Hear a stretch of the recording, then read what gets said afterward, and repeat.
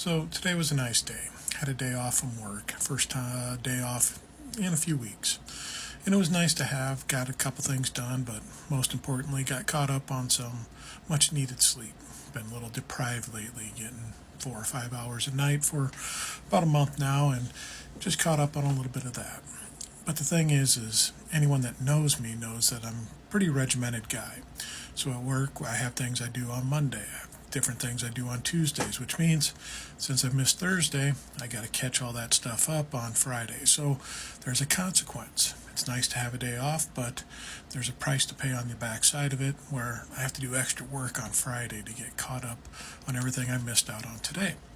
Otherwise, things get out of hand and out of control, and I just got to do it. So there's a payment that needs to be paid. And all this to be said is that a lot of people in this world have common sense, and they understand consequences of things. You take some time off from work, you know you're going to have a backlog of work to make up for when you get back. You take a vacation, you know it's going to cost some money to go on it. But we seem to have an issue in our country with some of our leadership that doesn't want to understand consequences. They don't want to look past the decisions that they make. They're too narrow-minded, too short-sighted. They can't understand, hell, even comprehend the consequences that may happen from decisions that they make. They think, oh, this is a good idea, we're going to do this, and not even think of the fallout that may fall behind after enacting these decisions that they make. And quite frankly, a lot of them, being the true narcissists that they are, want to ignore any of the negative fallout that comes from it. The thing is we got to hold people accountable.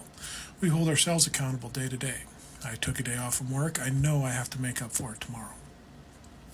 These people think that they can make a decision and ignore any negative consequences that come out. They think everything's going to be fine, perfect decision, I'm the greatest ever. We need to keep holding their feet to the fire. Keep helping them understand this isn't all right. There's negative actions that come on here, and we're going to call you out on your bullshit. We're going to point out how weak your decisions are and how inappropriate and improper and wrong that they are, and keep going and pushing against you.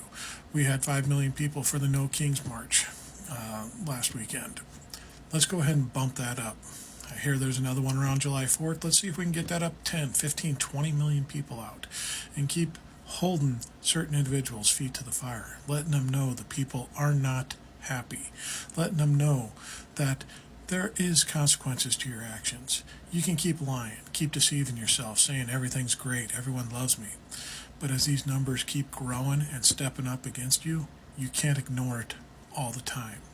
And your followers are going to start seeing it.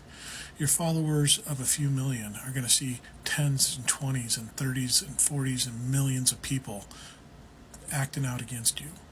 And that voice is going to be loud, and it's going to be heard, and it's going to be understood that the American people are pissed, and they're not behind you, and they're not for you.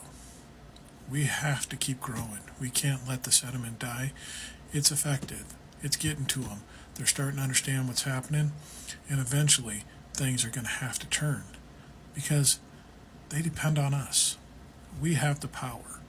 They don't. Our voices, our actions, our things we do day to day are going to affect them greatly. And if we don't back them and we actively go against them, they're going to start seeing and understanding this and see that they no longer have the power they thought they had. It still rests with us. We need to take it back.